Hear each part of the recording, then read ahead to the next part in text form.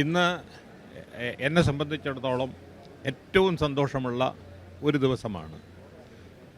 ഇന്ന് എൻ്റെ അമ്മയുടെ 72ാം ജന്മദിനമാണ്.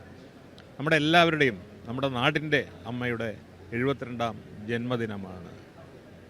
അമ്മ നമ്മളെ സംബന്ധിച്ചിടത്തോളം സ്നേഹവും കരുതലുമാണ്. സ്നേഹത്തിനും കരുതലിനുമൊക്കെ 72ാമത്തെ ജന്മദിനം എന്നൊക്കെ നമുക്ക് വേണമെങ്കിൽ പറയാം. അമ്മ വിശ്വഗുരുവാണ് എന്നും നമുക്കറിയാം. അമ്മയുടെ സന്ദേശം നിത്യവും നമ്മെ എപ്പോഴും ഊർജ്ജസ്വലരാക്കുന്നതാണ്. നമ്മിലുള്ള നന്മയെ ഉണർത്തുവാൻ അമ്മയ്ക്ക് ഒരുപാട് കഴിഞ്ഞിട്ടുണ്ട്. കഷ്ടപ്പെടുന്ന ലക്ഷക്കണക്കിന് ആളുകളെ അമ്മ സഹായിക്കുന്നത് സ്നേഹം കൊണ്ടാണ്. സുനാമിയിൽ വീടുകൾ നഷ്ടപ്പെട്ട, സുനാമിയിൽ കുഞ്ഞുങ്ങൾ നഷ്ടപ്പെട്ട ആളുകൾക്കൊക്കെ അമ്മ കരുതലായി മാറി.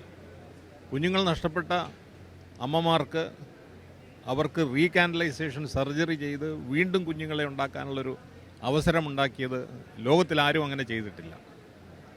അത് അമ്മ മാത്രമാണ് ചെയ്തിട്ടുള്ളത്. അമ്മയ്ക്ക് യുണൈറ്റഡ് നേഷനും മറ്റുമൊക്കെ അംഗീകാരങ്ങൾ നൽകിയിട്ടുണ്ട്. വാസ്തവത്തിൽ അമ്മയ്ക്ക് അംഗീകാരം നൽകുമ്പോൾ അവർക്കാണ് അംഗീകാരം കിട്ടുന്നത്.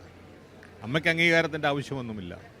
അമ്മയെ അംഗീകരിക്കുന്നത് വഴി അവരംഗീകരിക്കപ്പെടുന്നു എന്നുള്ളതാണ് നമ്മളെപ്പോലും ആളുകൾക്ക് ഏറ്റവും വലിയ ആഹ്ലാദം നൽകുന്നത്. നന്ദി, നമസ്കാരം.